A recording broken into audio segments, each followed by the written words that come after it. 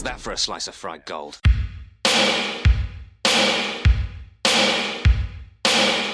think this is a fucking costume? This is a way of life. I'll be back. There's a flesh wound. I'm not gonna hurt you. I'm just gonna bash your brains. Take your sticking paws off me, you damn dirty ape! I'm sorry, Dave. I'm afraid I can't do that. It's alive! It's alive! It's alive! I guess everyone's entitled to one good scare, huh?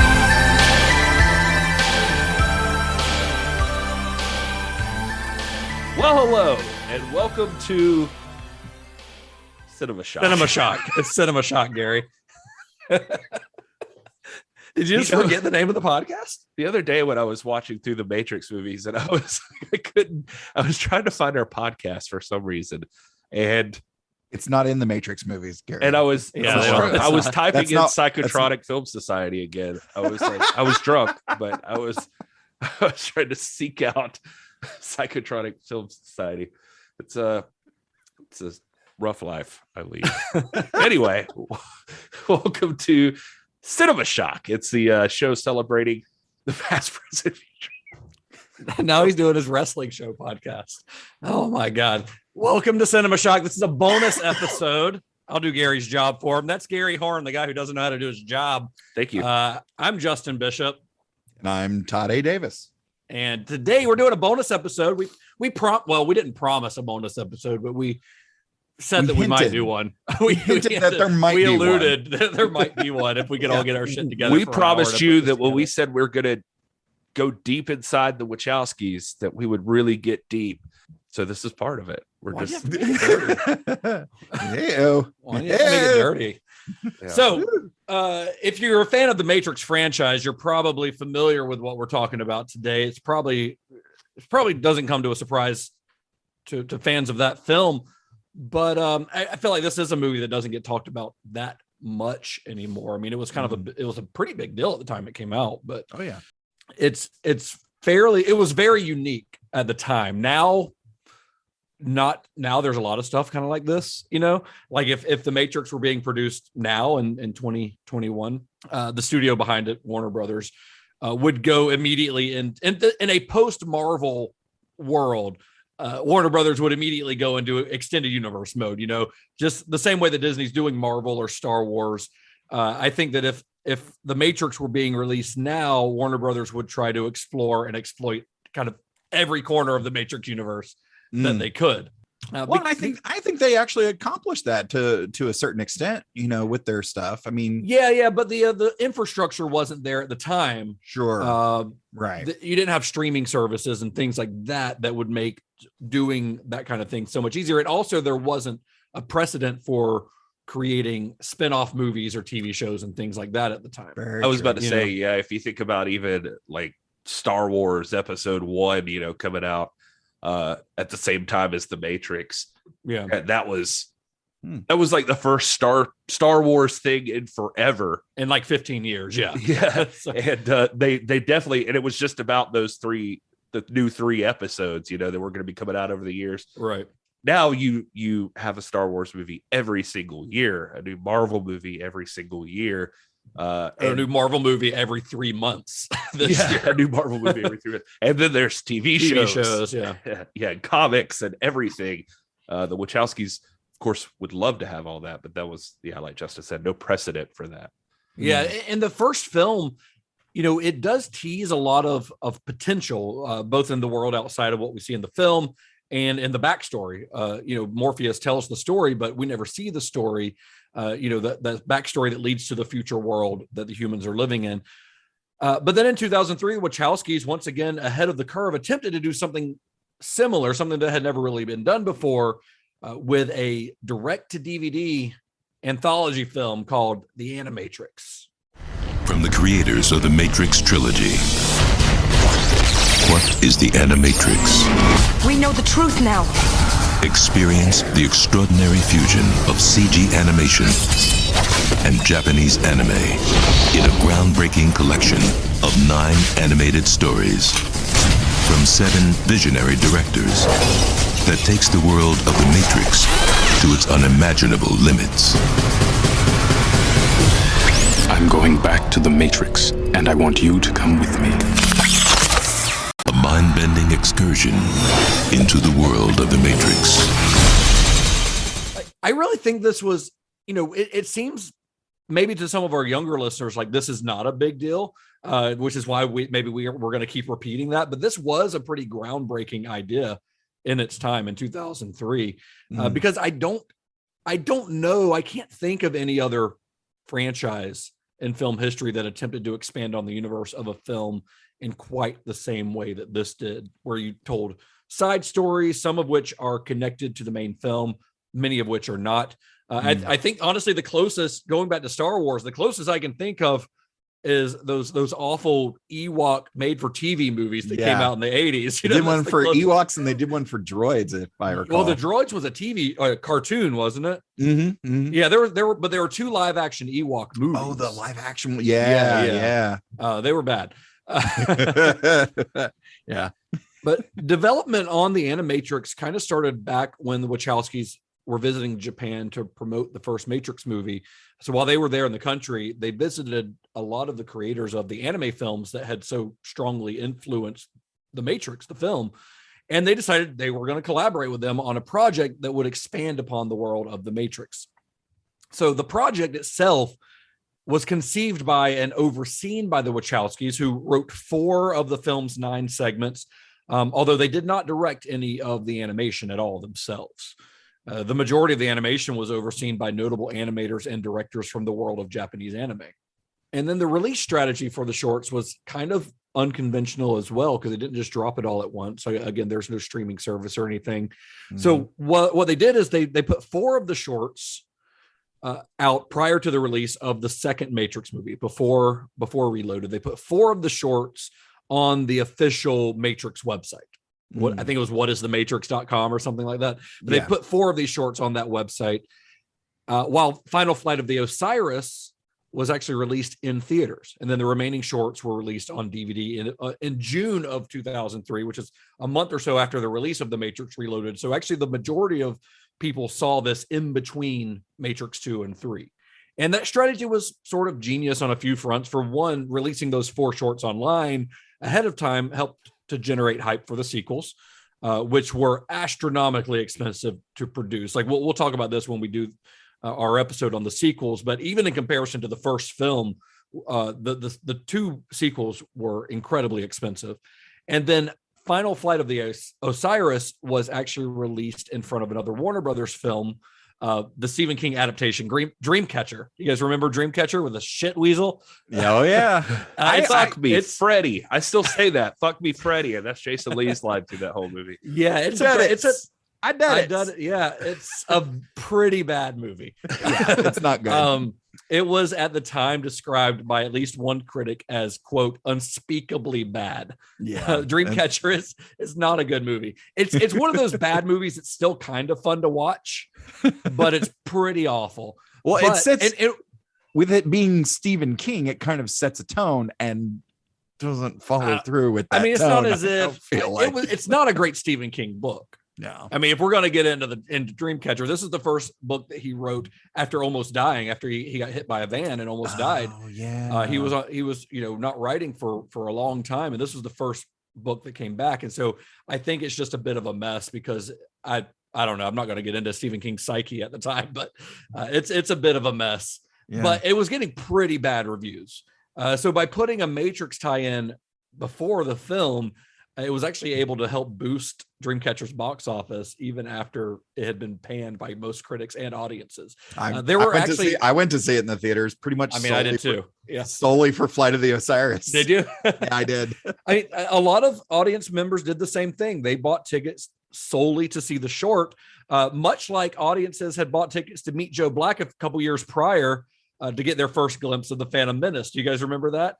They were promoting the Phantom Menace. First trailer was attached to Meet Joe Black, and people were going and watching, or buying tickets at least, to meet Joe Black, watching the Phantom Menace trailer and then leaving. Well, I did the same thing, not for that, but I did the same thing for Batman Begins. when it was attached to, I think the trailer was attached to I Am Legend.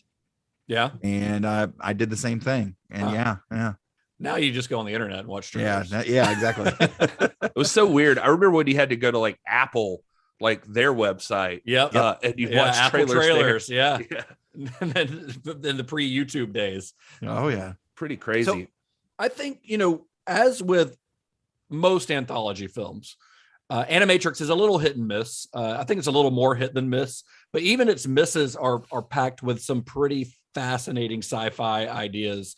And when it excels in its best segments, I think what it does best is it fleshes out the world of the Matrix in ways that even the official live action sequels were not able to do. So I think the best way to handle this, fellas, is just segment by segment. Talk about what we think about each one, starting with, of course, Final Flight of the Osiris, the first segment in the film.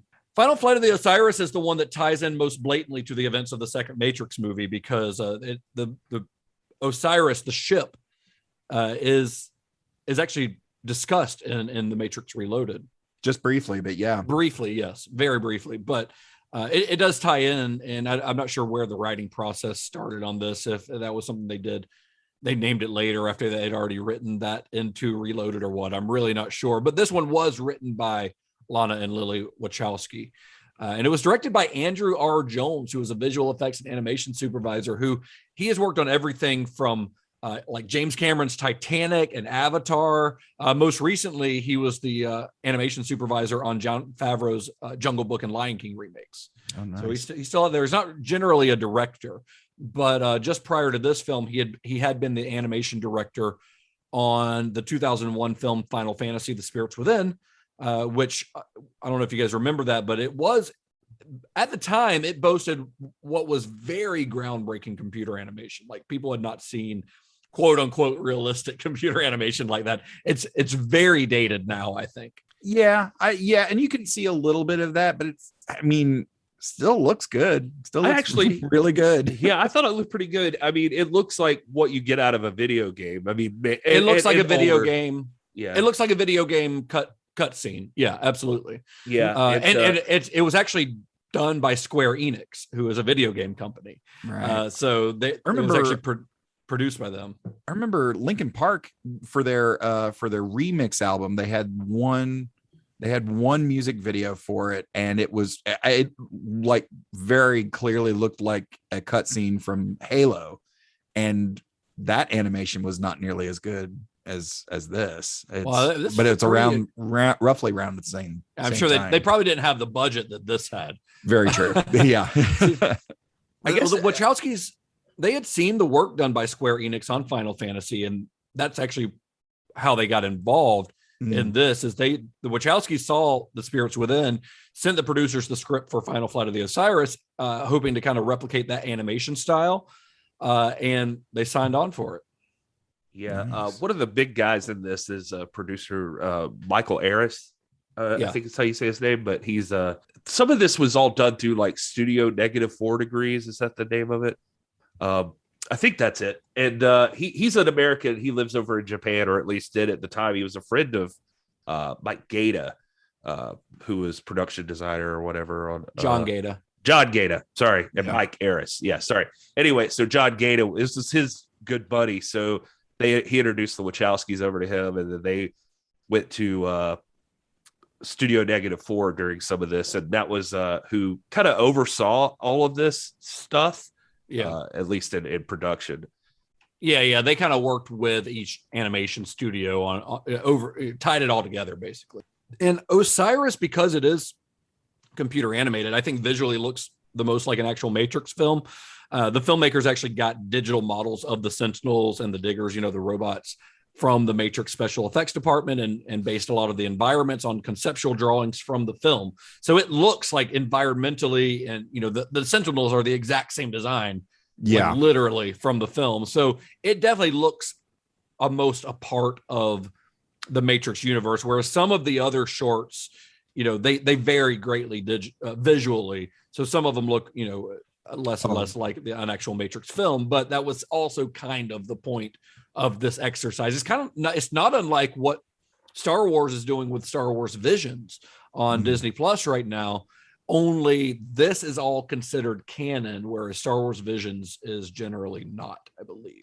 Save for like close-ups of, you know, the faces of the characters. If you didn't know, you might not recognize that it's not.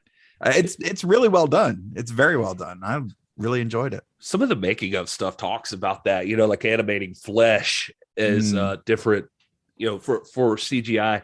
It's interesting, like getting into the technical details, but not to get too into the weeds of it. But I think the story Andrew R. Jones tells is about, like, you know, animating an egg. There's like just the shell, and then but inside, you know, there's stuff. So with like flesh, it moves differently, and so like you have like blood and muscle and all of this stuff. So it's kind of interesting just seeing like how more confident they were from Spirits Within into this. And they Spirits Within, they specifically had everyone wear like long sleeves and like showing as little flesh as possible. And he reads the script on this one, and that first opening scene, the two main characters are half naked, you know, like the whole time. So he couldn't really get around it.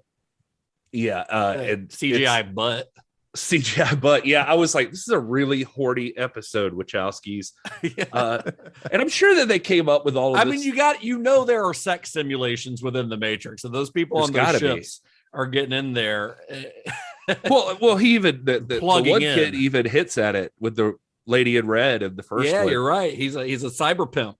They actually, in one of the cut scenes of the video game, they actually show where there's basically, it looks like the size of a record player, but it actually sits behind a bed, and you basically plug in for a one room, basically puts you into a single room environment to do whatever. And the horny holodeck. Yeah, basically. Yeah. That's awesome. Yeah, but he definitely, you know, you were talking about the order of events or whatever, not knowing when they got this, but he says it was like right after Spirits Within that he got the script for it. And yeah, like they were still wrapping up, I think. Yeah, and so what they did was they got that they got the Sentinels designs and everything, and they put the girl from Spirits Within. If you look at some of the making of stuff, they got Aki, I think is her name. Yeah, they did like a little test thing, and she's like fighting a Sentinel. Yeah, which technically within the world of the Matrix, she would not be able to do. Yeah, that would not be happening. But I guess it's just to show they could do it. And and it looks good. Yeah, they changed her hair, gave her a short haircut, and put her in an outfit that looks a little more Matrixy, something like more like something what Trinity would wear, and has her fight a Sentinel, and it's pretty cool to watch. But yeah, and you appreciate that they use like all of that, probably Jeff Darrow conceptual drawings and stuff to like make up all the mechanics and stuff. But you know, the Osiris is like, I looked that up. It was like the Egyptian Queen of the Dead or God of the Deceased. That's what it was. And so, which is it's not what these not folks. what I would name my ship. It seems like bad luck. No, appropriate since they all die. Yeah. So if you look at the voice cast for these shorts, you're going to see a lot of like really prolific voice actors, especially in this one, especially in Final Flight of the Osiris. Now, I will say that all of these were actually released in Japan as well with Japanese voice cast. So we're just going to talk about the American voice cast because that's the one that we all have access to here. But on this one, you've got Kevin Michael Richardson. Remember, we talked about him back in our Bound episode. Oh, yeah. And, you know, he's amazing. Like he's got a resume 10 miles long. It's kind of insane of voice work that he's done. But he plays Thaddeus, the main guy in this one. And then Pamela Adlon plays Jew, which is the female that he's sparring with at the beginning. And she's best known, actually, she's a very prolific voice actor as well. She's actually best known for voicing Bobby Hill in King of the Hill. Which tickles me for some reason. And then you've got John DiMaggio, who is a legendary voice actor. He's done voices in almost every cartoon you've ever watched, if you've watched cartoons on television. But he's probably most well known for, he plays Bender on Futurama and Jake on Adventure Time. John DiMaggio is actually my wife's cat. It's her favorite version of the Joker. Oh yeah, he does Mark Hamill, huh? Yeah, he does a really good Joker in the feature length Under the Red Hood. Okay, that's a good one. Yeah, it's really solid. Yeah. Then you've got Tom Kenny. He's another Adventure Time alum. He voices the Ice King, but he's most well known as a character you might have heard of named SpongeBob SquarePants. Yes. I wish they had been doing the SpongeBob voice. That would have been, that would have been, somebody's had to have gotten some of these folks just like, hey, we're just going to do your lines again. Just do it in the SpongeBob voice. Would have been an extra star for me. Oh, it'd been awesome. You've also got Tara Strong, who's another voice actor who her filmography is probably as long as DiMaggio's and Kenny's. She has been in everything from like My Little Pony to Batman, the Brave and the Bold to the Powerpuff Girls. Like she is in everything. It's pretty impressive.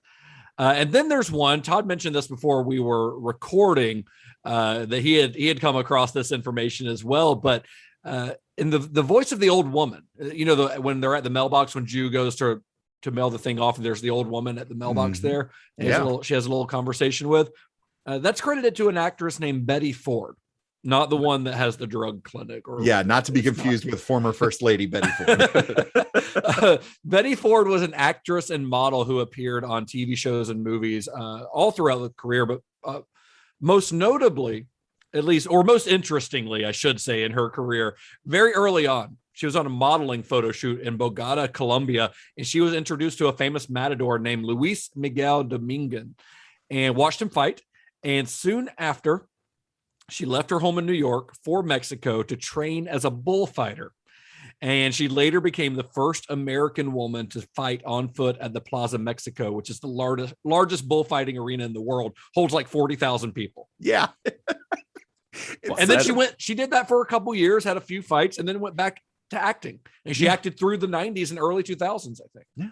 And like directed by, she was in stuff directed by Eastwood. And like not just she's in Dirty Harry. Yeah, she's in like a bunch of whichever the first Dirty Harry movie was. Yeah, she's in a bunch of like really good stuff. It wasn't just kind of like, I'm gonna retire from bullfighting, which that's bonkers alone. And she's like 25 years old at this time. Yeah, she's retiring from bullfighting, get back into acting. I have to say, none of that is a story I would have come up with if you'd asked me to. That's unexpected. But such a wacky and awesome story. What a life! So cool. Yeah. So, do you guys?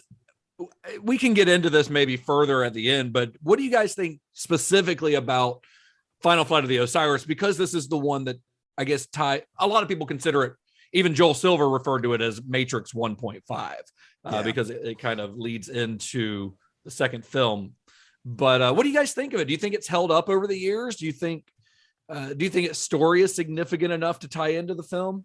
I feel like there's a little section of I could have easily seen this being even a little bit longer, exploring some more of the relationships on the ship, on the Osiris and things like that. But and even exploring the concept of the drop points, where like how does the standard blue mailbox, like how does that translate into them getting information out of the Matrix? It's dropping little hints that you want to see explored more, which is why it would be cool if there was some sort of Matrix ongoing series or something like that. Right. I really dig this, and some of the animation's a little wonky. We already discussed animating flesh and things like that, but overall it's a solid entry. It's a solid small chapter. I like it. I enjoyed it fine. It's funny, the Matrix, one of the things I thought about the original that I don't even know if we got into on the episode now that I think about it, but all of the outside of the Matrix stuff, every time I watched it, I had like a little bit of a feeling of like, this is not the part that anybody wants to see. They want to see the cool shit in the Matrix. And actually in this one, I felt the opposite, because really the only thing you got in the Matrix was her running to the mailbox and them trying to strip each other down with katanas. Right. But she does some cool, she has a cool little chase scene in there. That's true. Yeah. There's that, like her diving off the building thing. That's kind of neat. But which Trinity does the exact same move in the Matrix Reloaded, I think. Oh yeah. Yeah, pretty much. But I did like the outside of the Matrix stuff in this one. I thought it expanded on it a little bit, like, and everything. You see a lot more of how things work in the real world in this. Exactly. Yeah. It's which you're going to get a lot more of in the Matrix sequels anyway. So right. And so I'm trying not to step on those, but you don't get that in the first Matrix. So you're kind of seeing like, oh, this is what the whole, it expands on that universe, and it actually makes like a cool like little spaceship fight there at one point too, you know, which is kind of fun because everything seems kind of tiny in the Matrix compared to this one as far as the real world stuff. Right. Yeah. Because in the Matrix, you're really just seeing life on the Nebuchadnezzar, right? Essentially, and not everything around that.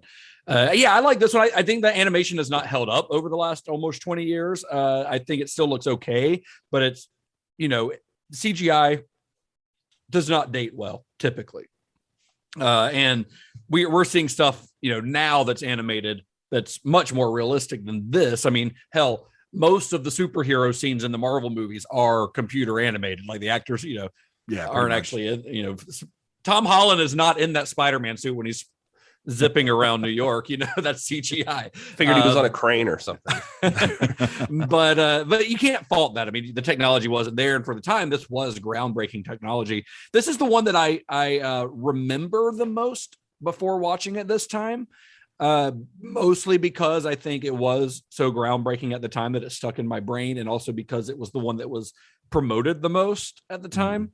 Which I get. This thing cost $5 million to make for this 9-minute short. Wow. Which you got to think the original Matrix was 60 million. And this is $5 million for only 9 minutes. Like if this had been expanded to a 90-minute movie, this would have been a $50 million film. So it's pretty insane. I mean, this short cost almost as much as the first film that the Wachowskis directed. It's pretty insane. I wish think about it that way. Yeah. Like I don't know how much pull they had apparently at this time to like get this stuff done.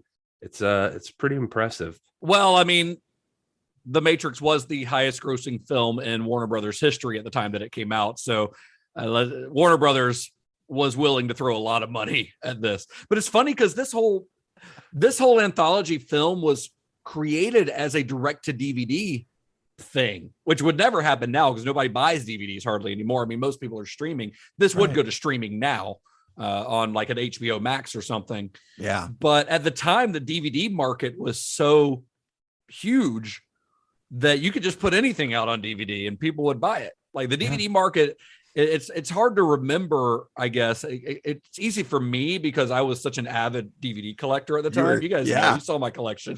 Oh, yes. But I had thousands of DVDs in my house. But at the time, like DVDs were a huge market. And that's not the case now. So it's for people who might not have been collecting and stuff then, it's hard to imagine just how much of like this was a sure sell for Warner Brothers. It's interesting that CGI stuff doesn't really work that well or doesn't age very well. Because I don't know, I'm trying to figure out like, you want to accept that that's like a style of animation that should translate over. What I'm thinking of is the fact that this is the one that's not, when you think of the Animatrix, you think of anime, and clearly the Wachowskis are inspired by anime. Just especially coming up, like look at some of the fight scenes, but even some of the poses that they do, like even some of like that lobby fight and stuff, just some of the angles that it's shot at and the poses that Neo's going through, like with his arms behind him with the guns and stuff. And like, it just, there's obviously a lot of anime influence in there. And so this is the least anime one of the Animatrix. And it's just interesting how that all translates. I mean, I guess all this other stuff is like traditional, or it's passed down. They're all styles that have worked. Like anime is a big deal in Japan. For anybody who doesn't know, I mean, this is like there's anime for everything, or manga for everything in Japan. So it's like an accepted style. Like people just, we're just now getting into the era of like comic books or the hottest selling thing in the world, or whatever, or at least the characters in the movies and stuff, those stories. And in Japan, this has been this way since like post World War II. I mean, we talk about this back in our Tarantino series, where we talked about Lone Wolf and Cub, and we talked about Lady Snowblood, and how those were they were very successful comic books before they were films. That's why they got adapted into films. And this was in the 1970s, well before, literally many decades before America decided that it was a market that was worth exploiting.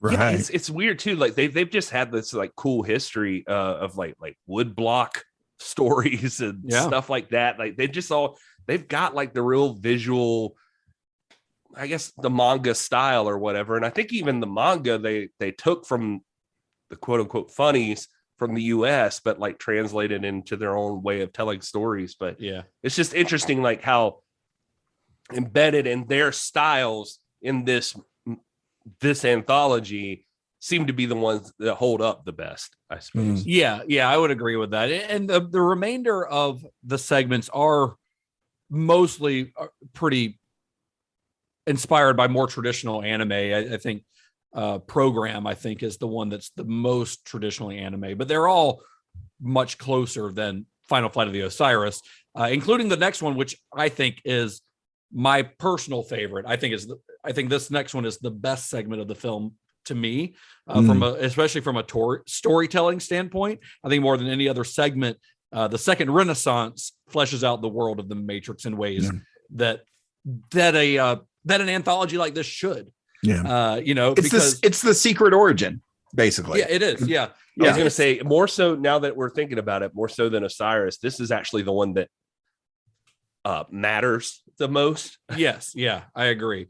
And for some reason, it's split into parts 1 and 2. I have to imagine that has to do with the release strategy, where maybe they were released on the website, on the Matrix website. Maybe this was one of the 4 that was released on there, and they were released in 2 separate parts because of that. And that might have been due to limitations on length on the internet at the time. I'm not really sure, but it's split into parts 1 and 2. If you have the Blu-ray of the Animatrix or the DVD, they play back to back. So it's really one long short split in half, but it's one story.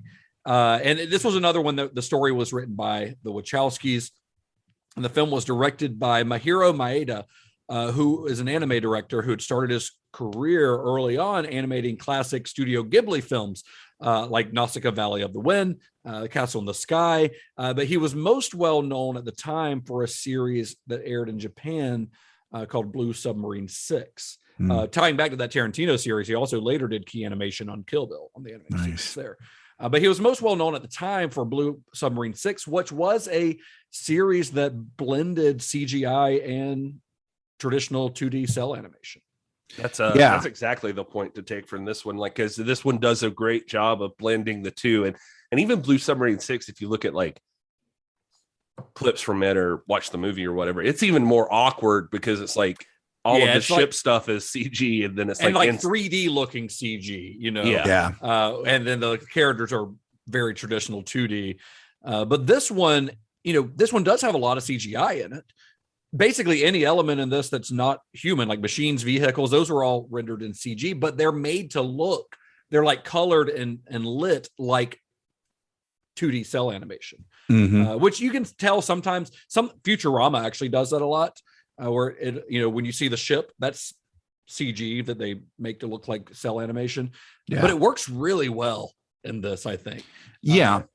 It definitely helps blend because, like Gary said, the Blue Submarine 6, it's fairly jarring. It's very jarring to cut back and forth. But it's like you're watching 2 different things. Yeah, and the lighting technique here just really does help blend. It's not until you look shot to shot where you can here it's digital, here it's ink and paint, but they do a great job of blending it here. And I really love this one. I love the format of it. I love the like newsreel kind of footage. It makes for a very interesting viewing experience, but it's also a very fascinating story. I mean, this is the one that basically fills in all of the story that Morpheus is telling to Neo in the Matrix movie, and it's a fascinating look at it. I think you see the oppression you see the rise of AI, and then how machines, the robots kind of get mistreated, and then them rising up, and you see the scorching of the sky and all this stuff that Morpheus alluded to, and also stuff in between the lines of what Morpheus was talking about, Oh yeah. But it's really cool. I mean, it essentially becomes a story about like class warfare between the humans and the machines, and one writer I was reading about said that I was reading about this short in particular said that this was, it's a story, it's a meditation on class warfare, showing how it's ultimately inevitable and how whoever wins will exploit those who are defeated. And it's a pretty cool short. It's awesome to look at. It also builds a lot of sympathy for the villains of the Matrix, for the machines, something that is going to, I think, plays into the sequels of the Matrix pretty well, because they're more than just faceless evil. There's a lot more going on in the Matrix than what you were told in the first movie. Yeah. And I mean, I'm sure we don't want to get too much into the detail of each one of these story wise, but to see that the machines reached out to mankind through the United Nations, and really tried to have, and were rejected. Really tried to have peaceful coexistence. And it was us who were just like, no, fuck you. Yeah. So I love this one. I mean, I think the animation style is incredible. I love the designs. The robot designs were actually based on a design by Jeff Darrow from a Matrix tie-in comic that he did. Specifically the one with the little mustache, the Bolt Butler, that was a Jeff Darrow design. So they based all of the robots on that design. Oh yeah. That was apparently the only thing Maeda was given was hey, just or at least wanted to pay homage to this has already been designed. The robots, the look of the robots have been kind of there already. So let's stick with that. And he actually, this is the one too, where they used a lot of the software that guy, Mike Aris, creates. That's what he does over in Japan. He's like a software engineer or whatever. A lot of his is the one that blended the 2D and the 3D in this one. Right. And apparently Maeda doesn't normally conceptualize his own characters, but was so invested in this one. That was one thing he did here, at least. And as far as the narrator, right? The narrator. Yeah. I was going to call, I forget what they call her. The instructor. That's it. Yeah. And so he has that whole Mandela at the beginning, it was a very Buddhist thing. And, but no, going back to what you were talking about, this is one of the things that I have a love-hate with the Wachowskis for some reason. I think that their humanity is super weird. And I get that it's their personality. I always think the humans in the Wachowski stuff seem sort of robotic themselves. Sure. And so, and I would say that that's intentional, except I kind of felt that a little bit even in Bound. I felt everybody was kind of weird. I don't know. It was not quite acting like people act in real life. Yeah. Joey Pants is always the best actor. He just, at least because he seems like a real person. I don't know. He always seems like Joey Pants, but he seems like a real human being. Right. And, more emotional. Exactly. And so anyway, that said, one of the things I love when they're digging into this philosophy, and especially the more you hear about them, I mean, they're really digging into issues, like real philosophical discussion. And it's not completely bland, good versus evil, or oh, for sure. Yeah. Yeah. Or that your villain is just some nameless, faceless thing. That everybody's looking out for themselves too. And so that there's reasoning. And so there's more depth to everything. There's a lot more complexity in that relationship between man and machine than what we're made to think in the first Matrix movie. Well, they get into the economics of it, they started producing and exporting their own goods, and they were putting everybody out of business. There's some pretty disturbing dystopian imagery in this. The way the machines are treated in part one before the trial, of that one machine, and also like the scene where the machine that looks like a woman, where she's being just ripped apart and screaming like "I'm real." Like that's pretty disturbing stuff. Very. That's some pretty disturbing imagery. Well, he straight up says like, man, it's thought that the best way to do this would show like how violence repeats in the world, and there's like there's always like these situations of like this injustice and this disturbing stuff, and that he had hoped people would connect more in this one if he could relate some of the imagery to things that have happened, like Vietnam or Tiananmen Square. Like there's the robot that's getting crushed by like the tank tracks. You see the one that has the gun to his head. Like, and so he was taking he was intentionally taking like moments of just like things that stand out in our minds as terrible violence that we could see here. I even think maybe it was this one, but one of them they were saying like they had started like rapping like right after 9/11 or something, or they had worked on it around that time, and so they were worried they wouldn't even be able to show some of the destruction of the buildings and stuff like that, but never got any notes, and they were like, all right, well, this is still impactful, and they went with it. But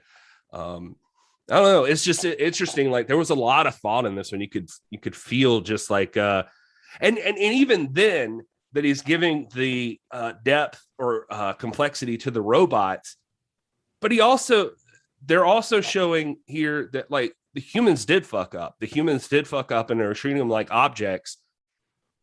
But then once they're in the war too, like that, they're like, all right, well, this is, it's on now. Then they also will treat the humans like objects. And then they're just like, now you're just batteries and you're not anything that matters. Well, it's like a full circle kind of thing.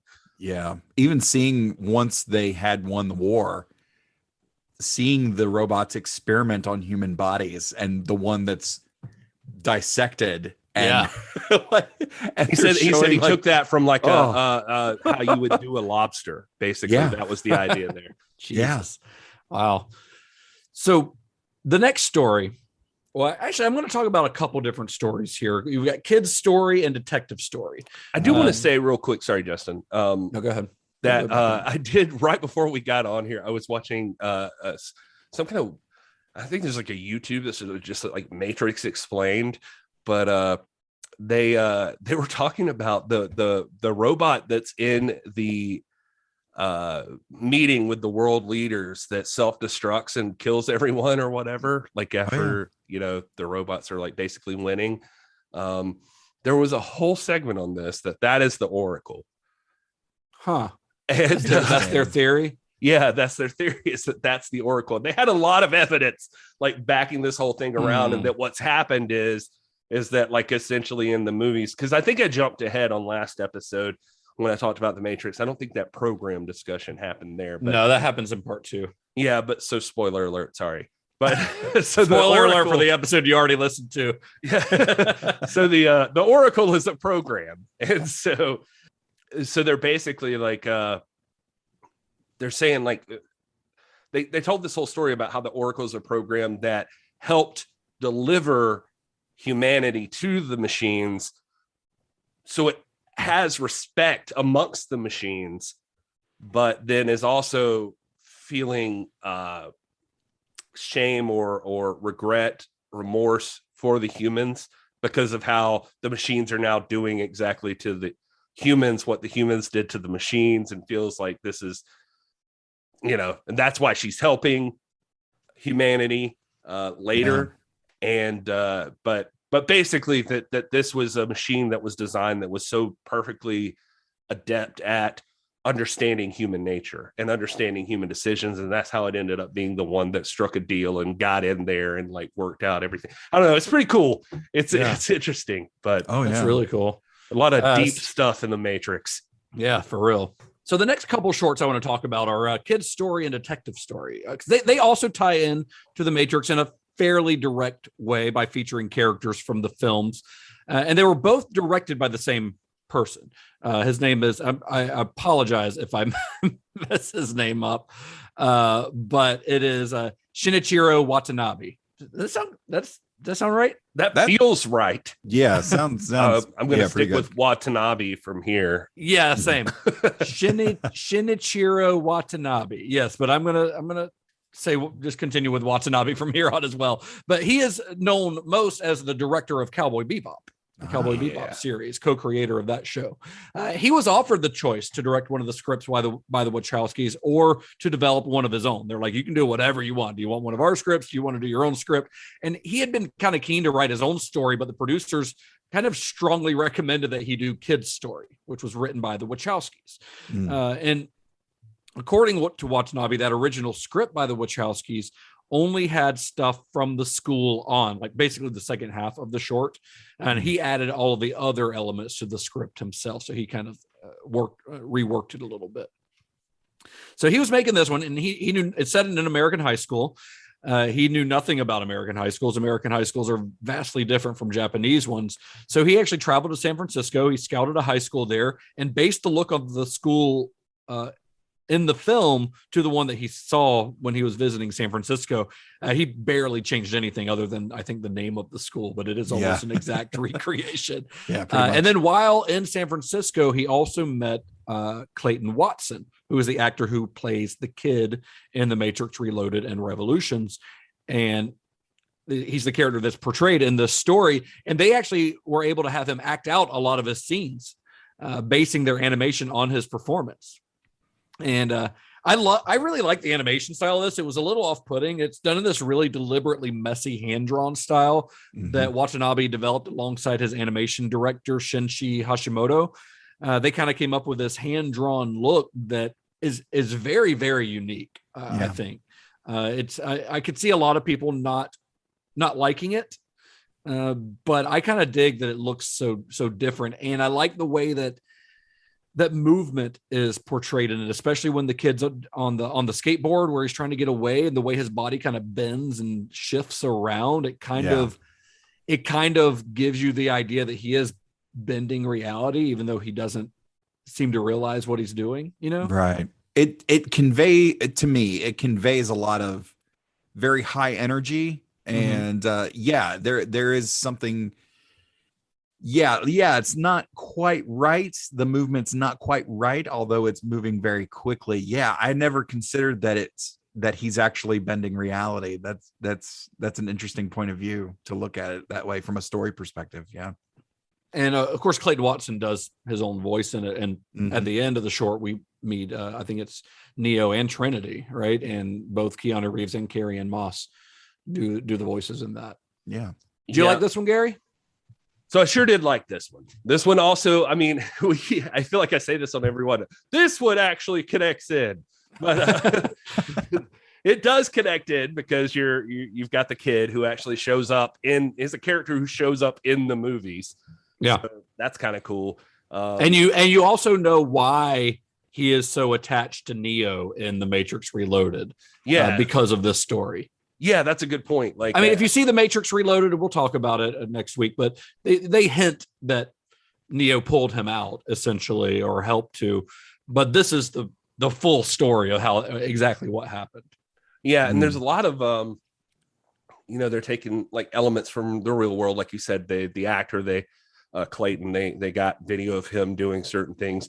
The skateboarding was done by a guy named Eddie Kim, who is like a YouTuber who does a lot of skateboarding and philosophizing. And interesting. So if you check him out on YouTube, but cool. Anyway, he's a like a pro skateboarder, or like a champion or something initially from that. But do you like the visual style of this one? It's interesting. It's weird. It's weird to get the hang of at first, but it was, I was looking up a little bit about that. And, you mentioned Hashimoto, Shinichi Hashimoto, who was like who worked with Watanabe. Yeah. And Hashimoto was the one who recommended this style. And they were basically they discuss that it's based on sort of the initial sketches that an animator works on before they're cleaned up and everything. Yeah. Watanabe, he felt like it was he was tired of the traditional like way of doing things. He wanted to do something special for this, and Hashimoto recommended the hand-drawn style. He even says himself he's embarrassed that people think it's something so special that he actually pulled that from old stuff. Like you know, this is the old way of doing things basically. And but Watanabe really loved it because he felt like it was personal to the artist, and like it gives even more uniqueness because like depending on who's doing your animation, you know, it's like a completely unique version of this thing. Right. And said it was very tedious, but they had time and a budget, so that's what they did. It's tedious because I think you have to use double the amount of cells because they have to do the kind of sketchy look and then the color cell underneath that because you can't really color it traditionally. Yeah, I found that go in and paint it. Really fascinating in terms of a production. It was just like, wow. I mean, because we hear a whole lot about, you know, everything that goes into something like a Pixar movie. And this kind of like, they're essentially having to make this movie twice with the amount of work. Yeah. So in contrast to the style on that, which is very messy, very hand drawn, the animation for a detective story, which is these do not come back to back in the film. I'm just talking about them both together because they were directed by the same guy. It kind of makes sense. So the animation in detective story is much more clean, and it's but not quite traditional because it's rendered in this very stylized, grainy black and white, which I think looks pretty incredible. Yeah, it's awesome. I love the animation on Detective Story. It was one of the last ones that was decided on for inclusion in the film. The way that the producer, I can't remember his name, the guy that you mentioned, Gary, he talks about before Detective Story, they had about 20 or so scripts from different writers and directors, but the Wachowskis just weren't satisfied with any of them. So Watanabe came to the Wachowskis and the producers with this idea for a detective story, doing this like film noir kind of thing, and they loved it. So that's what he did. I mean, this cool. It's very much a detective story done in the style of film noir, but set within the world of the Matrix. I mean, you've got obviously modern technology in it because he's, you know, using hackers and things like that. Obviously, it's set within the same time frame as the Matrix, but he definitely gives it more of a steampunky kind of look because there's sort of this melding of new and old technology in his version of this world that I think doesn't fit necessarily with what we've seen of the Matrix, but looks pretty fucking cool for this short. No, and if you watch like Cowboy Bebop, I mean, that's kind of the Cowboy Bebop very much has like a vibe of like blending like some old style of stuff in like a futuristic setting. And I mean, even down to his clothes, he's still, you know, trench coat and fedora, but like it's still very much, it's still very much a Matrix story, but could easily fit within any noir category. It's because awesome. Even the New York that's depicted in this is kind of a very 40s style New York with little bits of new technology, and the story is a pretty straightforward for a while detective story where he's been hired to find a missing woman. That missing woman just happens to be Trinity, and he just happens to have been hired by the machines, by the agents. So it's a fun little twist that ends in a really cool gunfight on a train that I think is really great. And it's Carrie-Anne Moss again playing Trinity. Yeah, which is Watanabe's like big driving factor here. I think he mentioned in one of the interviews like he just really wanted to use Trinity in something. So and even her design, I mean, it's still the same character, but even her design is tweaked just slightly, but it's still like really fresh and looks great. The top, besides the stuff that is directly linked, this is the one that's really kind of special. I really, really enjoyed this one, and there's another one we're going to talk about soon. But we haven't mentioned Don Davis in this a lot, but he was really excited about this one too because he scores, I think, all of this. I think he scores them all, and he gets to do kind of different musical styles for. He was excited to he's like, oh, I get to do like a 1950s noir movie now. Yeah. So the next one we'll talk about is Program. Program was directed by an animator named Takashi Kawajiri, a guy who created an anime called Ninja Scroll, which the Wachowskis were big fans of Ninja Scroll. I'm a big fan of Ninja Scroll. I am not a huge anime guy. Admittedly, I just don't know a lot about that world, but there are some of the bigger titles that I'm familiar with. And for some reason, Ninja Scroll was always one of those to me. I remember it coming out on DVD back maybe in the early 2000s when I got it, late 90s, and just really loving the animation style. It's very dynamic. It's very cool looking. And I always loved that. So, and Program is visually pretty cool, I think. So Kawajiri was near the top of the Wachowskis' wish list for directors when they started this project because they were such big fans of Ninja Scroll. And he happened to also be a big fan of The Matrix. So he's like, yeah, I'm willing to direct a segment if I can kind of submit some story ideas of my own. So he came up with 2 stories, actually, Program and World Record, the latter of which was directed by Takeshi Koike. But this one, World Record a little bit, but especially Program is the closest to like traditional anime style character design and things like that, especially in the woman that's in it. Yeah, the way that she's depicted. Yeah, the stuff that's digital in Program is very subtle, and it's mostly background. You know, the way, and we've discussed at length on this show, you know, some of the most successful uses of digital animation is when it's there to just augment whatever else is already on screen. And I think they do a good job of that here, so much so that it's hard to tell what's digital and what's 2D animation. But yeah, in terms of use of 2D animation, this is pretty much the bulk of it is 2D. Yeah. Well, I also like traditional ink and paint. This is not the only one where this is the case, but this is the one where it being a Japanese production is adds a lot to it. We're going to talk more about that on probably another one here in a minute. But this one, it's set in, at least the scene or the simulation they're in within or the program they're in within the Matrix, this fighting program is in like a feudal Japan, you know, kind of area. And I really love the look of this one. Like character or story wise, it's not the most interesting. I mean, it raises some fun questions, you know, the idea of what, you know, the cipher question, would you turn your back on the truth to go back to an easier life kind of thing, which is kind of the conflict of this one. But man, I think visually it's a beautiful short. Like 2 of the things they mentioned were ukiyo-e, like I think that's how you pronounce it. It's like scroll paintings back in Japanese, and then also these Hanafuda cards, like playing cards in Japan, like the way that they're the art on them is like what they were going for. But the character designer in this one was Yutaka Minoa, who works a lot with Kawajiri, and they also I was a fan of Ninja Scroll as well. I used to have this channel, we've talked about it a number of times on this podcast, but like N1, so like, and it had Night Flight and all that other stuff. And but anime was always on there, and I remember one of the big ones was Ninja Scroll they always showed, and the other was Vampire Hunter D, which these guys did the sequel to Vampire Hunter D, Bloodlust.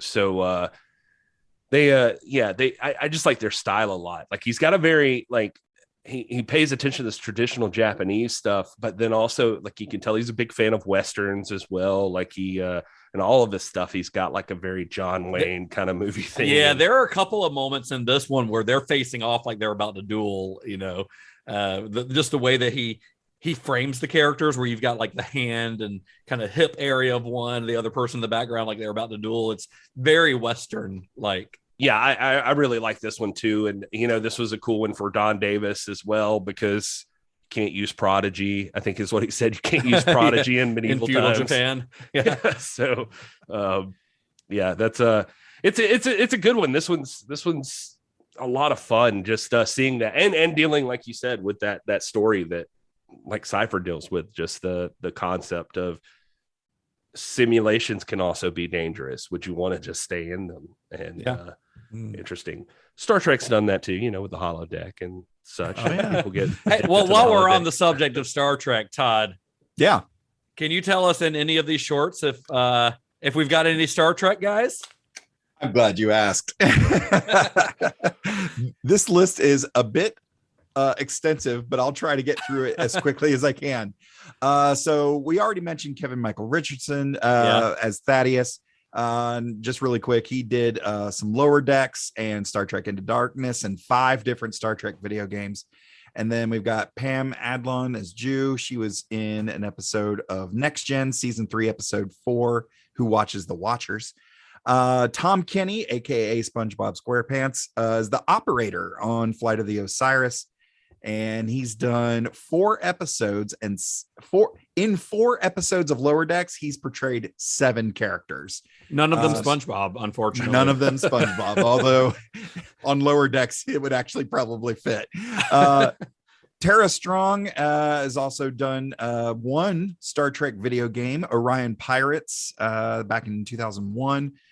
Dwight Schultz as Nanaka in Matriculated, which we haven't discussed yet, but he is known for 1 character in the Star Trek universe, and that's Lieutenant Reginald Barclay, and he's actually played him 6 times on Voyager, 5 times on Next Gen. He was in the First Contact movie in 96, directed by Jonathan Frakes, and 1 video game in 2003.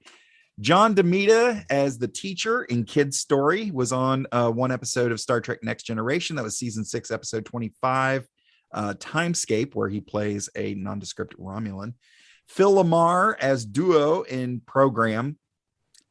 He's done much like Tom Kenny, a bunch of episodes of Lower Decks, playing even more characters. He's done 6 episodes of Lower Decks, portraying 8 different characters, most notably Admiral Freeman, husband of Captain Freeman, father of Ensign Beckett Mariner. And Matt McKenzie as Agent. He's in World Record and Beyond and Detective Story. He's done 2 episodes, 1 of Star Trek Voyager and 1 of Deep Space Nine.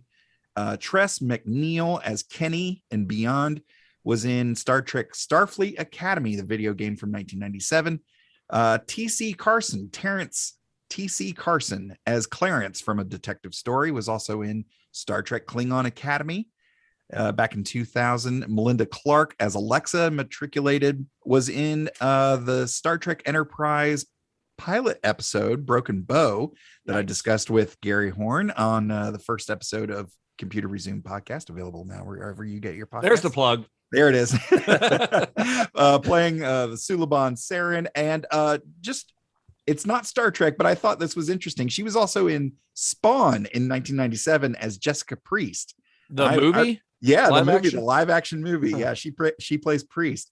Rod Salisbury as Cryon in Matriculated was also in Star Trek Starfleet Command 3 in 2002. And last but not least, Olivia Dabo as Rox in Matriculated was in 1 episode of Star Trek Next Generation True Q, which was season 6, episode 6 in 1992. And that's everybody in Star Trek.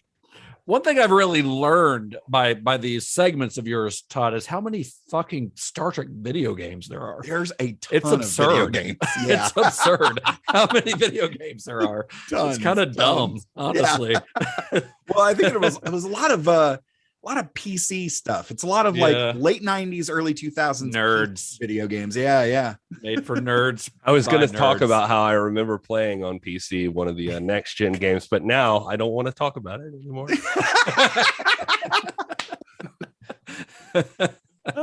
So let's get to World Record. I mentioned earlier that it's directed by Takeshi Koike, but it is by an idea by Kawajiri, or written by Kawajiri. And this one's a pretty cool concept, I think, World Record, because it shows somebody much like the kid who's waking himself up from the Matrix, which I think is kind of a cool concept that's possible just by, like, in this case, just physical and mental determination kind of thing. But one thing about this one is that I really think the animation style is super cool. I love Koike's character design. It's kind of like the movement from that hand-drawn style and kid story, but mixed with like a almost graffiti type style. It's very so engaging. I really think love it's it. very clearly influenced by the style of by the character designs of Peter Chung, who we'll talk about in a minute. It 100% is. He definitely says that Peter Chung's influential on him. So. Yeah, I mean the way he draws like the just slightly deformed looking people, big hands, you know, like very strange shape, but very dynamic to look at. Koike had been working at Madhouse Studio, which is the studio that Kawajiri worked for. He started working there just out of high school. Like he was kind of a prodigy, and he had been working on a short of his own when other animators at the studio kind of took notice of these unique character designs that he was doing. And when Kawajiri saw that, he knew that this is the guy that he wanted to work on World Record for him. So Kawajiri basically just gave him free reign to do whatever he wanted with his script. Madhouse is the studio like Manoa and Koike and Kawajiri, all of those guys work for there. All these movies that I was just mentioning before, that's like their studio. But yeah, Koike was like a sort of a student to Kawajiri. And so Kawajiri had been watching him and Kawajiri-san. Yeah, Kawajiri-san. And what he calls him. Yeah, no, it really is. But yeah, that just but yeah, he definitely mentioned sorry if I'm stepping on you here, but he definitely mentioned that like a lot of what makes him unique, he thinks, is like his use of black. Like he definitely likes these layers of shadows and stuff behind people. Very thick lines. Yeah, thick lines and likes subdued music and more in the action realm. Like it just but yeah, he certainly definitely says Peter Chung, like he loves Peter Chung's work. Mm-hmm. It was kind of the Wachowskis' idea to have him fall at the end. That is one suggestion. They didn't write this one, but that was their suggestion. And I think I'm not sure what the original script was, but I can't imagine it going any other direction. It's actually kind of heartbreakingly beautiful, honestly. Yeah, they said that it makes me think of the speech that Morpheus is giving Neo right after Neo's first time in the construct, and he talks. Morpheus talks about the first who was actually able to free himself from the Matrix, and I think that speech, along with World Record and what I think will happen in Matrix 4, is more experiencing the life and adventures of folks who have been able to free themselves from the Matrix, and how that builds an early resistance. But that's my personal opinion on what I think Matrix 4 will be. Well, I like that idea because it's definitely a unique. I mean, the kid kind of gets there, but you know, like Neo keeps again, spoilers for the next one, but fuck you if you haven't watched it. But and we appreciate all of our listeners. Neo keeps telling the kid that you freed yourself, but there's definitely like Neo's involved. But Neo this guy is Neo's definitely like talking to him. This guy is just straight up, like Justin said, just like physical will and mental determination and whatever. Like he is it's like it's literally like a mind over matter kind of situation, you know. Yeah, he's like he's just on a different plane. And he said the initial wasn't you're talking about the original script. He said originally the script wasn't focused on the race. Gotcha.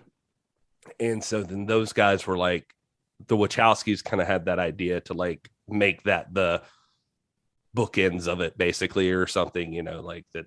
That kind of thing. I think it was, I think it was a very good idea. Well, and it's, one of the things Kat and I were talking about with the Matrix movie is that, she's not super into kung fu fighting type films like that. And I was like, I can understand that, but I think it's the way the Wachowskis approach this violence philosophically.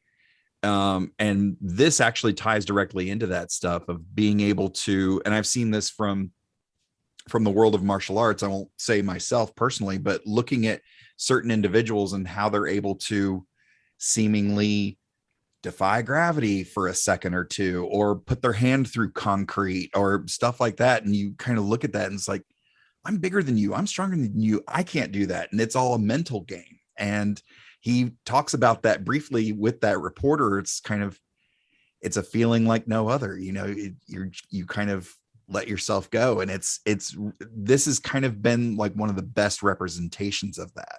Yeah. And one of the most accurate depictions of what that feeling kind of is. It's neat. I really dig it. It's kind of cool for humanity too. Like this idea that, like he's taken off and all the Matrix shit starts popping up in red, like right in front of him. But, and then he wakes up for like a split second in the whatever it's called, the generator. The tank. Yeah. And then the robots and the machines are like, oh shit. Yeah. But you get the feeling like the machines like have like something in place for that, because they like catch him like immediately. Yeah. Like, fuck, put it back. It's like, but it's just interesting that like human will, like this has obviously happened more than once. These people are like popping out, and they're ready. So they have to be ready. Yeah.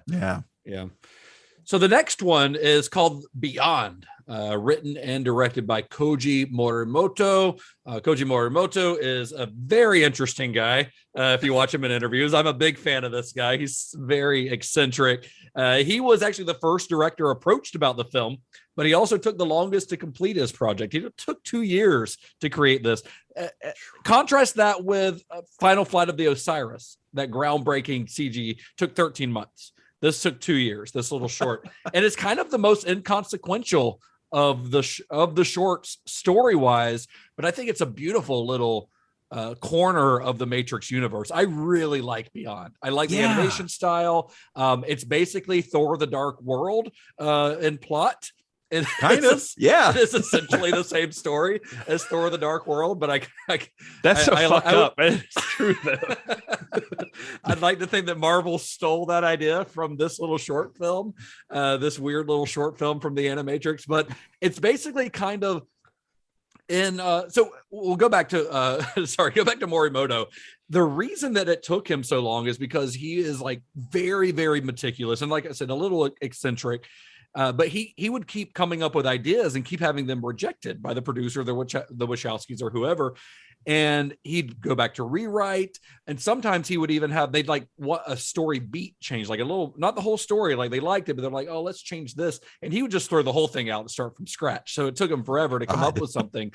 And then once he had one that they approved, he meticulously storyboarded the entire short himself.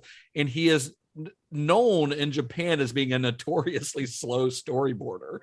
So it took him forever to work on it. Yeah. But I really like this one. Story-wise, I think it's a really just like a neat little it's kind of idea. To me, in trying to encapsulate what it is, it's somewhere between a haunted house movie and like a modern magic thing with kids, almost like Goonies a little bit. Like, yeah. And the haunted house stuff to me makes me think of the Oracle's comments in The Matrix Reloaded. I think it's in Reloaded, where she talks about how like werewolves, vampires, werewolves, ghosts, are basically like glitches in the Matrix. And we even see a werewolf in Reloaded. But this also kind of gives you the idea that maybe haunted houses are also a weird little glitch in the Matrix, like the history of haunted houses. That's just something weird going on with the programming and the simulation that we're in. Yeah. It's a really interesting take to visualize a concept like that. And it's here again, just knocked it out of the park. It's, you know what? It took 2 years, worth the wait. It's awesome. I love this one. It's one that gets looked over, I think, a lot. Yeah, I hate myself for how much I like it. And in some of the making of stuff, you seem like filming and like how meticulously he's filming like a model doing like a lot of the movements of the girl and like doing all this stuff. It's kind of neat, but because he talks about like everybody reacts differently, so he wants to capture this like unique thing that only this human will do, and like these like little moments he wants to catch. But yeah, I think like that Mike Harris guy was just like he was the first director we talked to, but it took him 2 years. We spent a year also just talking about it. I think he called him a producer's nightmare. Yeah, exactly. He was like, essentially, he's a producer's nightmare. And he's like, I mean, and then he came up with this was the idea he wanted to do about this girl, like finding out he's really. He tells a story like in the making of thing about he remembers being like 3 or 4 and seeing like wood grain on the walls or the ceiling or something and seeing it move or something. And like everybody telling him, no, it's still. And he's like, no, there's something different here. And so he's like really obsessed with what's beyond that wall, what's beyond, what does the light pole do at night when no one's watching it, so he was obsessed with the phenomena aspect of it, and the Wachowskis approved it as long as I think their only note was like this girl can't cross over, like she can't cross over into the real world. She has to stay in the Matrix, and so that was it. So he got to focus on that phenomena, but he was doing like ridiculous shit, like they had to find like a little village that had this traffic signal. Yes. He remembered. Yeah. And, it's a very specific song. Yeah. A song he remembered. It was for like visually impaired people to be able to cross the street or whatever. But they don't use that tone anymore, right? So they had to like travel to find it. So they had to travel, like find a small village that still had that song playing so that they could record the song playing for like the street crossing thing. And he like wanted that. He's like, it has to be this specific song because something in the lyrics thematically he was saying worked with what the story he was telling. Yeah, he was saying that basically if you look at the lyrics, something about the song is basically saying like you're specially selected to cross now or something like that. It's like you're a special person and you can cross. And it's just it was something he had noticed as a child or something. Yeah. He just wanted to include here that it felt relevant to what was happening. And bonus points to any listener who takes a picture with that crossing sign and sends it to us online.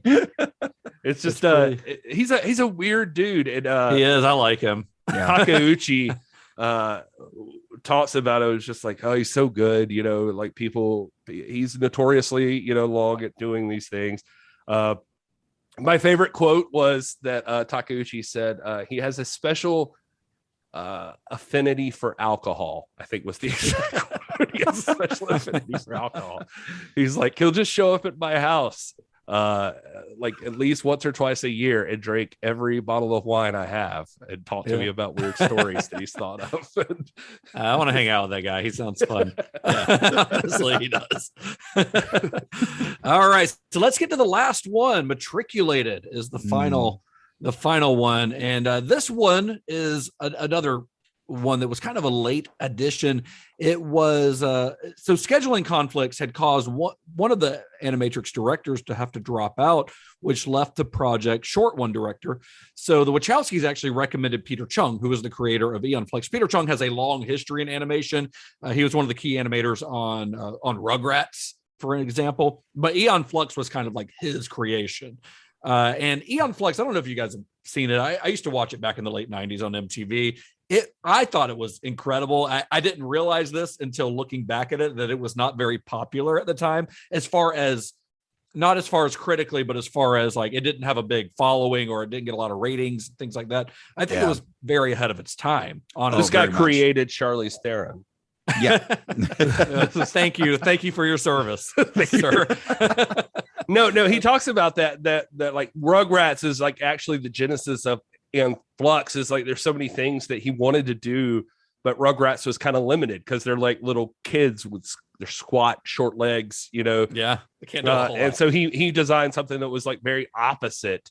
And it sounds like you watched the same thing, but like Todd McFarlane's a big thing on this. He's like talking about what they decided to do with comics. Like he looked to Peter Chung as like he was doing that same thing with animation, that like he took extra long limbs and big hands and like just weird bodies Weird lips too. Everyone's got weird lips in his animation. Oh yeah. Well, and you can really see that to take it a step further especially in some of those early, like in the first 100 issues of the Spawn comic book, and then bleeding over into the Spawn HBO animated series.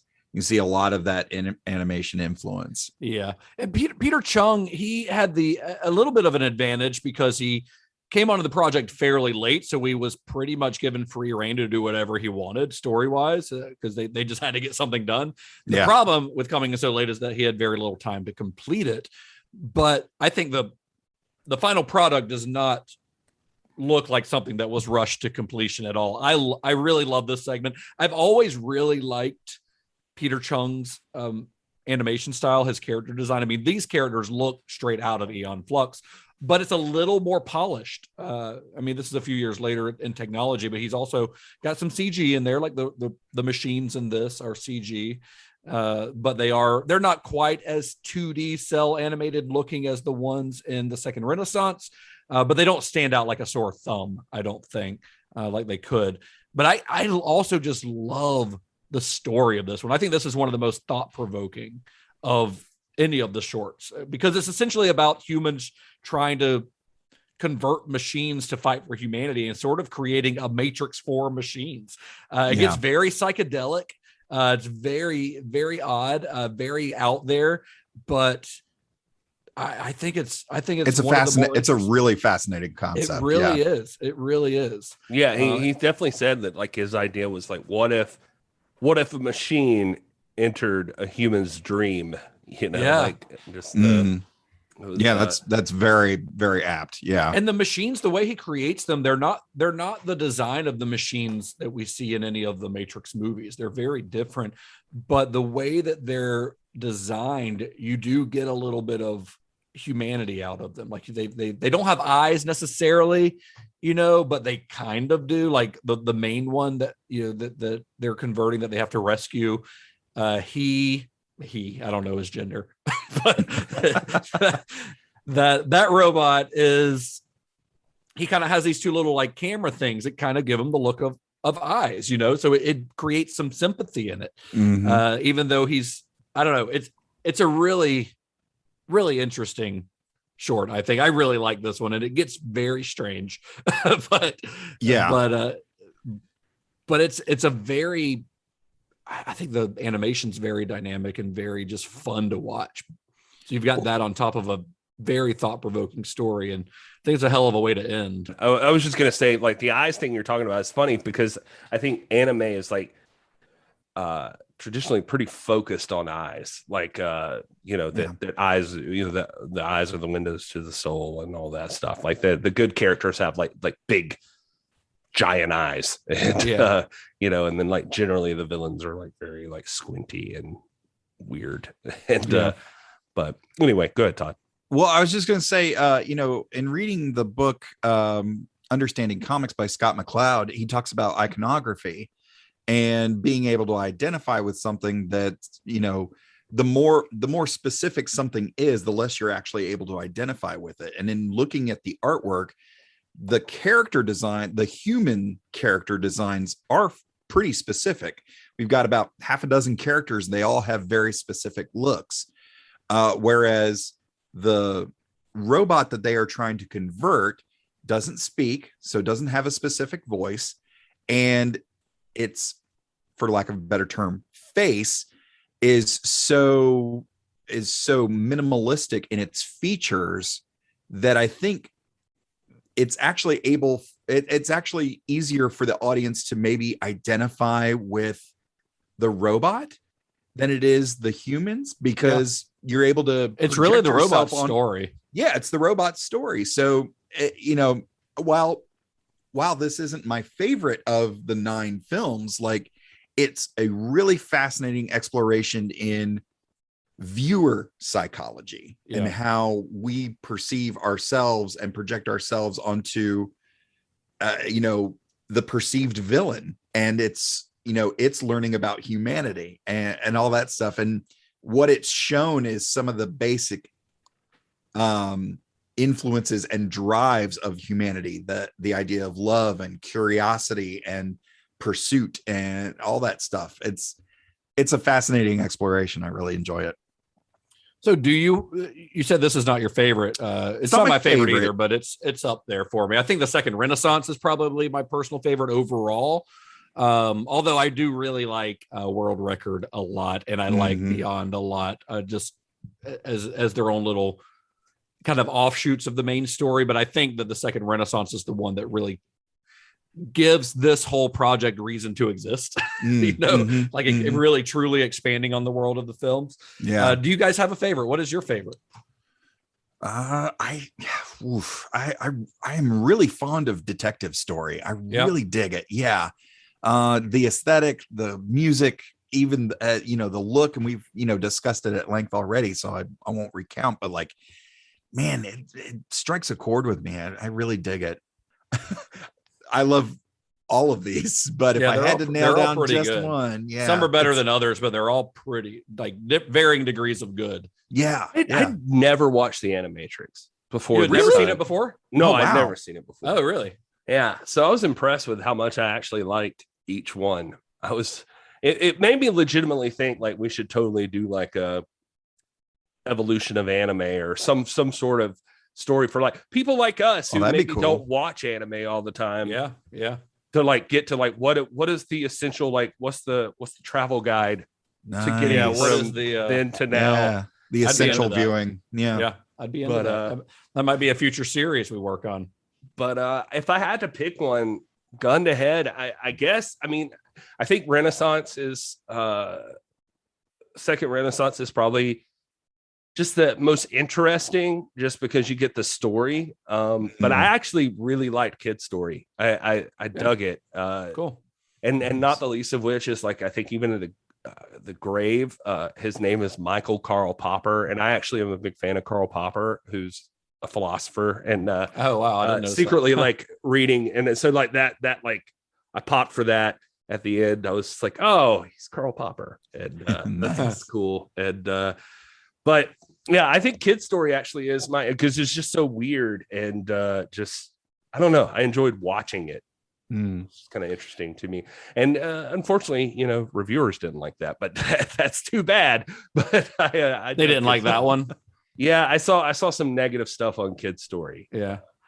So I wasn't planning necessarily on doing this since this is a bonus episode, but do you guys have any further viewing? Do you know anything you would pair with this one or something? It didn't dawn on me until we were actually talking about it, because part of the reason I chose Detective Story is I think it would be in the style of the old films that you would watch in the cinema that would have a cartoon ahead of them. Yeah. I kind of would love, which is what they did with Final Flight of the Osiris. Yeah, exactly. I kind of like the idea of maybe seeing a Detective Story ahead of either one, really, of the Blade Runner films. I think that would be a really nice similar aesthetic. Yeah. Neo noir. I mean, it's a future noir in Blade Runner, but and that would work really well. I don't know how you dance around not mentioning like heavy metal or something. Yeah, as far as another anthology film, I think heavy metal is a pretty good choice. I thought immediately of Batman Gotham Knight. Nice. Batman Gotham Knight is a very similar concept. Also by Warner Brothers. So I'm pretty sure that Warner Brothers was like, hey, that worked for Matrix. Let's do this. Because I think Gotham Knight came out 5 years later, because it came out in between first and second Dark Knight movie, but it's basically the same thing. In fact, some of the same studios, like Madhouse, Studio 4C, like they were involved. Some of the same animators that were involved in the Animatrix. I remember at one point, when around the time it was released, like people were actually, it was a blatant comparison to the Animatrix. People were calling it like the Batamatrix, like it's like 5 or 6. It's not as many segments. I think it's 5 or 6 of them. Yeah. Animated Batman stories by different, mostly Japanese animation studios. Although they were all written by like comic book guys like David S. Goyer, Brian Azzarello, Greg Rucka, guys like that wrote the segments. But I was going to say, I can't see Christopher Nolan giving anywhere close to a shit Oh no, like I don't think he was Wachowskis involved at all. were with this. Like Christopher Nolan's like, what? I don't even think he's technically listed as a producer or anything on it. So it's definitely not as meticulous in its like whether it's canon or not. But it is. The connections to the Dark Knight trilogy are loose at best. Yeah. But it's still a very similar concept, and one that I think is pretty is well worth watching. Oh yeah, absolutely. It's really good. I haven't seen it in years, but I remember it being really good. And you've got Kevin Conroy as Batman, so tough to go wrong. I do have somebody needs a nap. If you do you? Yeah. Okay, I didn't know we were doing a real whole episode. It feels like we are now, but we're just in it now.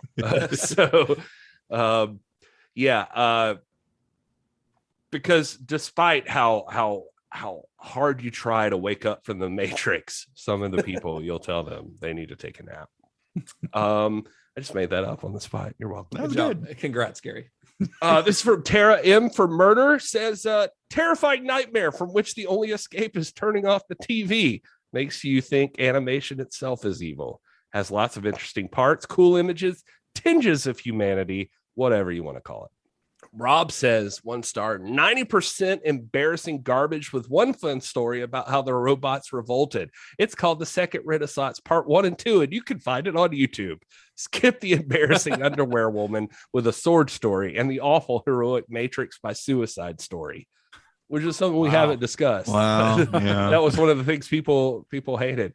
Really? Carl Hudson says backstory theories and metaphors explained from the Matrix universe written by what seems like a horny 14-year-old trans kid on Tumblr. Wow. Some of it is impressive, but it's boring, awful, and not something I wish was an official part of the Matrix universe or a film released by a studio. Just mostly a complete mess, especially so when your best short is the one that can inspire people to kill themselves so they can wake up in the Matrix. In my opinion, that's a dangerous message, especially considering this universe's place in culture, appealing to young, misunderstood men. And then finally, Made Geeky says, this is one of the most 90s edgelord things I've ever had the honor of watching in a very long time. Most of the writing was lackluster and boring. Only one of them added anything interesting or original to the lore. All but one of the ones that had interesting ideas failed miserably at executing them. All but 2 of them had half-naked women for literally no reason. Time is not an excuse for any of these failings. I've seen clever writing and good character work done in 10 minutes, so there's no reason that these should fail. I don't understand how someone could be given the entire Matrix sandbox to play in, and the best they could do is this. Well, I don't think I watched the same movie as that person. But yeah, I mean, those are rough. But when it came out, I remember the reviews being generally pretty good. And it made a decent amount of money. I mean, it sold, like we said, DVDs were booming at the time. And it sold like 2.5 million copies, made $68 million in sales revenue. So that's not too shabby, for a movie that could have been pretty bad if it had not been executed as well as this one. Because this concept could go either way. We've seen plenty of anthology films, whether animated or not. Even, we talked about heavy metal. Some of those, not all of those are winners. Everything in heavy metal is not a winner. And same with like Creep Show or any other anthology movie. I just watched VHS 94 and they're all, pretty decent, but none of them, they're not all like blowing your mind. And so this could have gone the other direction, but I think it's a pretty cool experiment that worked out pretty well for the Wachowskis and for Warner Brothers. And I would honestly like to see more of it. I think with stuff like Netflix, I think HBO Max would be the place for it since that's Warner Brothers. But if they wanted to do a series like what Disney's doing with Star Wars or what they're doing with Marvel stuff, that they could expand upon the world of the Matrix in ways that aren't explicitly linked to like Neo and Trinity and Morpheus's saga, do something more akin to like Mandalorian. That's Mandalorian season 1, I should say. That's a little more on the outskirts of the story, but still expanding upon the universe. Do you think if Matrix 4 is as successful as it could be we might get that. I guarantee you the conversations are happening. Because when something makes that kind of money, people always look for ways for it to make even more money for them. Hell, they're working on a John Wick spinoff series. Keanu Reeves isn't involved. He doesn't need to be, because the world of those films is fascinating enough to spawn its own stories. And The Matrix is clearly the same situation. I mean, there are hundreds of stories you could tell within the world of The Matrix, whether it's the real world or The Matrix itself. This is 9 of them, but there's a lot of different directions you could go in with these. That's exactly what people should be. That's what streaming services and studios are looking for. I mean, just what can we mine the most stories from? And really with The Matrix, I mean, you even have to wonder, shit, man, it could be Westworld for that matter. Like it could just be like, what reality does this person choose to like? Like, could you put a Western in The Matrix? Could you, like all of that stuff, like it doesn't have to be. I mean, clearly there's programs, as we saw from Program, where you could be in like ancient Japan or whatever, but like there's what if somebody was put into one of those programs unknowingly and that was just their reality? Right. There's like literally no limit to the amount of settings and scenarios that you could create within The Matrix. And then, there's plenty of world outside of it to pull from as well. Yeah, for sure. Well, that's about all I got for this episode. This is a bonus episode that I think is going to be about the length of a regular episode, but there was a lot to talk about with the Animatrix. There's a lot of conversation. This world is a very rich world to deep dive into. So we'll be back next week with a regular episode in this series with The Matrix Reloaded and The Matrix Revolutions. We're going to talk about those as a single episode, single story, because if you've seen the movies, they are basically one big movie cut in half. Yeah. the first one certainly does not wrap anything up at all. So that's how we're going to discuss them here. So do you guys have anywhere, where do you guys want to let our listeners know to find you on the internet? Matt, this is Gary Horn. I got excited about it.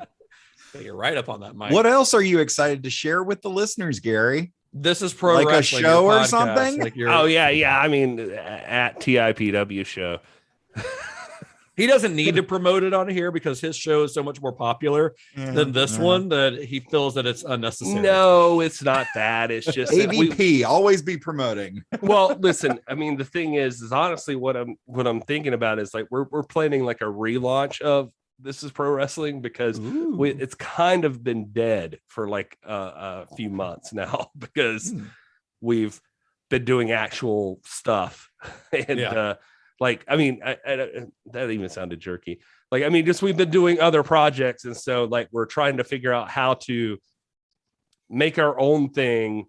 And still, since the National Wrestling Alliance has taken everything we were doing, and it's now just within their realm and sphere, like, how do you make another thing again outside of that, basically? Stay tuned, at TIPW show. Stay tuned for that, I guess. Todd, if you like Star Trek, you can follow me as I host a rotating panel of guests, and we discuss the entire Star Trek franchise in chronological order for fans new and old. It's called Computer Resume Podcast, and it's available wherever you get your podcasts. And you can follow me at Mr. Todd A. Davis on all of the socials, and the show is at Computer Resume on all of the socials. All right, I am at Justin_Bishop, Twitter, Instagram, Letterboxd. Find the show at cinema_shock on Twitter and Instagram, or find us at cinemashock.net. You can find all of our shows, our merch, links to all of our social media profiles, Facebook, like us there, Discord, go join us there. Until next week. May the wings of liberty never lose a feather. You trying to do a Morpheus thing? What was that? I don't know. Yes. Be excellent to each other. Yes.